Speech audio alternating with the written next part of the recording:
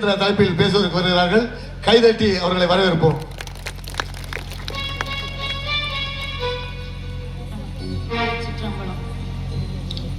நீலகண்ட விநாயகர் கணபதிக்கு என்னுடைய திருவடிகளை பணிவுடன் வணங்கிக் கொண்டு, செல்வ கணபதி என்கின்ற சுப்பையா பிள்ளையார் திருவடிகளையும் வணங்கிக் கொண்டு என்னுடைய உரையை தொடங்குகிறேன். இது முதல் மேடை. சொந்தக்காரங்களோட உறவுக்காரங்களோட பேசுறதுக்காக முதல் மேடை அமைந்திருக்கிறது. அத்தனை பேரும் என்னுடைய சொந்தங்கள், உறவுக்காரர்கள். ஒருத்தர் கூட தனி இல்லை. சித்தப்பா, அப்பா, மாமா, முன்னோடிகள், என்னுடைய குருநாதரும் இதில் இருக்கிறார், தங்கமணி அவர்கள் இருக்கிறார். அதனால இங்க இருக்கிற அத்தனை பேரும் என்னுடைய உறவுக்காரர்கள். இந்த உறவுக்காரர்களை பற்றி உறவுகளுக்கு இந்த மாதிரி ஒரு தலைப்பை எங்களுக்கு பிடித்து இந்த பட்டிமன்றத்தில் பேச வாய்ப்பளித்த எங்களுடைய பெரிய பெரிய பெரிய பெரிய பெரிய ஆமா 2 வருடமாக கூப்பிட்டாங்க. வரமாட்டேன்னு சொன்ன என்னைய வலுக்கட்டாயமாக கூட்டி வந்து பேச வைத்திருக்கிறார். சிவாய நம்ம திருச்சிற்றம்பலம்.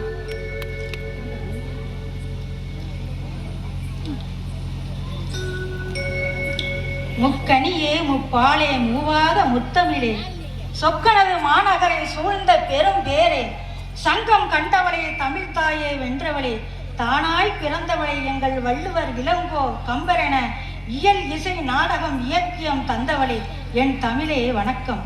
தமிழ் தாயை போற்றி வணங்குகிறேன். சிவாய் நம்ம திருச்சிற்றம்பலம்.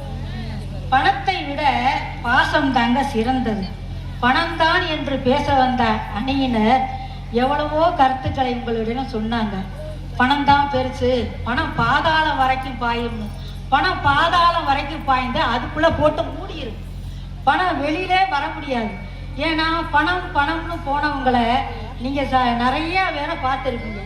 பாசத்துக்கு பின்னாடி போனவர்கள் நிறைய பேர் அந்த பாசத்தினால் மயங்கி உருகி அவர்களுடன் வாழ்ந்த கதைகள் ஏராளம். இத்தனை பேர் வந்திருக்கிறீர்களே, இந்த உறவுகளுக்காக தானே வந்திருக்கிறீங்க. பணத்துக்காகவா? உங்களுக்கெல்லாம் பணம் கொடுத்தா இப்ப வர சொன்னாங்க? இல்லை, எங்களுக்கு பணம் கொடுத்து வர சொன்னாங்களா? எங்களையெல்லாம் பாசத்துக்காக வர சொன்னாங்க, பணத்துக்காக வர சொல்லல. மற்ற பேச்சாளர்கள் எங்களுக்கெல்லாம் பணம் கொடுப்பாங்க, பணத்துக்காக பேசுவாங்க. ஆனா நாங்க வந்தது பாசத்துக்காக.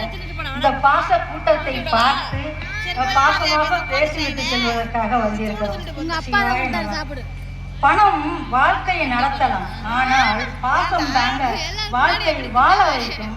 பணம் கையில் இருந்தால் வசதி கிடைக்கும், பாசம் மாதிரி இருந்தால்தான் நிம்மதி கிடைக்கும். பணத்தால் மருந்தை வாங்கலாம், பாசத்தால் மனக்காயத்தை ஆற்றலாம். பணம் உறவுகளை தேடாது, பாசம் தாங்க உறவுகளை தேடும். பணத்தால் வந்த உறவுகள் நிலைத்ததாக சரித்திரம் கிடையாது. பாசம் தான உறவுகளை சேர்த்து அன்போடு இன்பத்தோடு வாழ வைக்கும். பணத்தை இழந்தால் மீண்டும் சம்பாதித்துக் கொள்ளலாம். ஒரு சின்ன பிள்ளை கூட யூடியூப்ல 7,000 மாசம் 7,500 சம்பாதிக்குது. ஒரு சின்ன குழந்தை பணமா சம்பாதிக்க முடியாது. இந்த காலத்துல பணம் சம்பாதிக்கிறதுலாம் மிக சுலபம். ஆனால் பாசம் தான் முக்கியம். பணத்தை ஒரு குடும்பத்துல மகன் 10 லட்சம் சம்பாதிக்கிறான், மகளும் 10 லட்சம் சம்பாதிக்கிறான், வெளிநாட்டுல சம்பாதிக்கிறான். வீட்டுல வந்து பெத்த தாயும் தகப்பனுக்கு பெரிய பங்களா கட்டி அதுக்குள்ள உட்கார வச்சு 2 வேலைக்காரங்களை போட்டுட்டு போயிட்டாங்க. அவங்க வேலைக்காரவங்க அவங்களாம் நல்லபடியா பார்த்துக்கிட்டு இருந்தாங்க. திடீர்னு அவங்க வேலைக்காரங்களுக்கு ஒரு வேலை வாய்ப்பு கிடைச்சிருச்சு, போயிட்டாங்க. அது அவங்களுக்கு தெரியல. அந்த குடும்பத்தை அந்த தாத்தாவும் பாட்டையும் இறந்து 10 நாளாச்சு. மாசம் எத்தனையோ லட்சம் சம்பாதிக்கிற மகனுக்கும் அந்த மகளுக்கும் தெரியல. கோடி கணக்கில் சொத்து சேர்த்துக்கிட்டே இருக்கிறாங்க. இந்த அம்மாவும் அப்பாவும் செத்து 1 வாரம் ஆச்சு. உற்றார் உறவர்கள் யாரும் இல்லை. அந்த பணத்தோட நிலைமையை நீங்க நினைச்சு பாருங்க. 1 வாரம் ஆச்சு. இதுல எங்கெங்க இருக்குது பணம்? பணத்தை சம்பாதிச்சு என்னங்க பண்ண போறீங்க? பாசத்தோட பழகுங்க, பாசத்தோட வாழுங்க. அந்த பாசம் தாங்க நிலைக்கும். ஆமா, செத்தா கூட நமக்கு 4 உறவுகள் வேணும். பணம் வந்து நம்மளை தூக்கி போடுவாங்க. கேளுங்க, பணம் வந்து நம்மளை தூக்கி போடுமா? உற்றார் உணவர்கள் அந்த வீட்டில் அந்த இடத்துல இருக்கும்போது எப்படி இருக்கும்? ஆறுதல் சொல்லிக்கிட்டே இருக்கும். ஆனா அந்த பணம் இல்லாத அந்த பணத்தையே சேர்த்துக்கிட்டு போனவங்க பணம் கூட நாடி கிடக்கும். அதை முதல்ல ஞாபகம் வச்சுக்கணும்.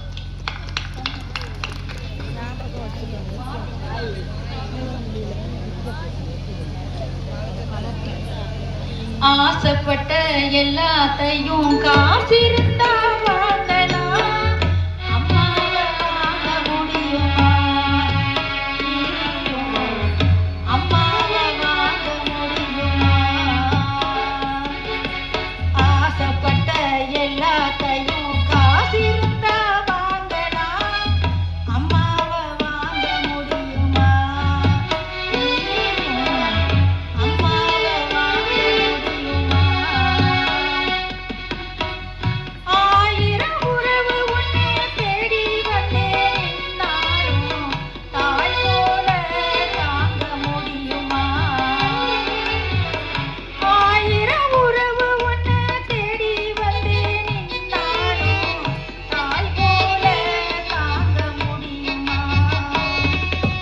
உன்னை என்னையும் படைச்சது இங்க யாருடா? தெய்வம் ஒவ்வொரு வீட்டிலும் இருக்குதுடா தாயடா. ஆசைப்பட்ட எல்லாத்தையும் காசிருந்தா வாங்கலாம், அம்மாவை வாங்க முடியுமா? அம்மாவை வாங்க முடியுமா?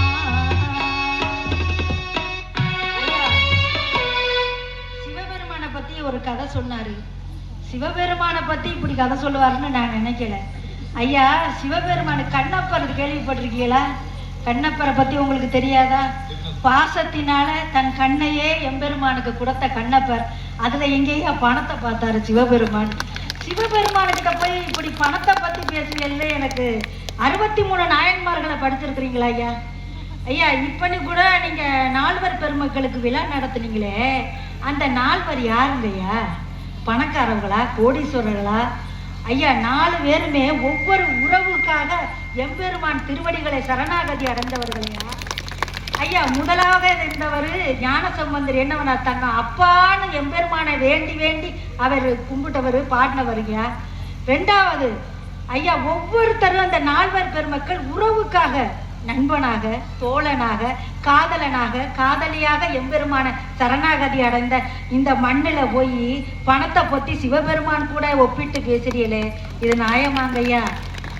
அடுத்து என்னமோல சொன்னாரு, திரைக்கடல் தேடியும் திரவியம் தேடுன்னு சொன்னாங்களே, திரவியம் தேடுறதுக்கு திரைக்கடலுக்கு போங்கன்னு சொன்னாங்களே, பட்டினத்தாரை பத்தி நீங்க கேள்விப்பட்டது இல்லையா? ஐயா, பட்டினத்தார் மையன் திரைக்கடல் கோடி திரவியம் தேடிக்கிட்டு கட்டுக்கட்டா கொண்டுகிட்டு வந்தாரு. பட்டினத்தாரை பத்தி உங்களுக்கு எப்படியா தெரியும்? தன்னுடைய செல்வம் அத்தனையும் தூக்கி வீசிட்டு அவர் எழுதின ஒரே ஒரு எழுத்துக்களுக்காக என்னையா எழுதினாரு? உங்க எல்லாருக்கும் தெரியும். காதருந்த ஊசியும் வாராது கடைவழிக்க, இதை எழுதினார் ஐயா பட்டினத்தார் மயன். அதை பார்த்துப்புட்டு தன்னோட செல்வம் அத்தனையும் துறந்து விட்டு அவர் போகலையா? அதெல்லாம் இருக்கட்டியா? இப்ப நீங்க ஒரு கோயில் கட்டுறீங்களே, அது என்ன பணக்கார தெய்வத்துக்கு கோயில் கட்டுறீங்களா? ஏய்யா, செல்வத்துக்காக லட்சுமி தேவிக்கா கோயில் கட்டுறீங்க? வள்ளலாருக்கு கோயில் கட்டிக்கிட்டு இருக்கீங்கயா? வள்ளலாருக்கு. இந்த ஊரெல்லாம் எப்பேற்பட்ட ஊரு, இந்த உறவுகள்லாம் எப்பேற்பட்ட உறவுகள். இங்க வந்து பணத்தை பத்தி பேசுறீங்களா ஐயா? வள்ளலாரு வாடிய பயிரை கண்ட போதெல்லாம் வாடினேன்னு சொன்னவரியா? ஒரு உயிர் வாடினாலே அவருக்கு பொறுக்காது. பணத்தை எங்கே கொண்டுகிட்டு போங்க வள்ளலாருக்கிட்ட. ஏய்யா, வள்ளலாருக்கும் பணத்துக்கு ஏதாவது சம்பந்தம் இருக்கா?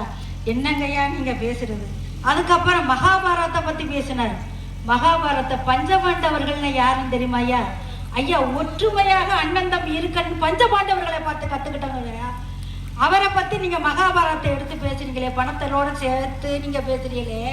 பஞ்சபாண்டவர்கள் எப்பேற்பட்டவர்கள்? என்ன சொல்றதுன்னே தெரியல. பணம் பணம் என்று ஆமா ஐயா. உறவுகள்ல தாய் தகைப்ப இந்த மொய்ய பத்தி பேசினார். ஆமா, தங்கச்சி வாங்க நிறைய கொண்டுகிட்டு போனா தான் வாங்குவா. ஆமா, பணம் நிறைய இருந்தா தான் அண்ணான்னு கூப்பிடுவான். அப்படியெல்லாம் இல்லைங்கய்யா. ஐயா பாடுங்கய்யா. தென்பாண்டி தமிழே என் சிங்கார குயிலே, தென்பாண்டி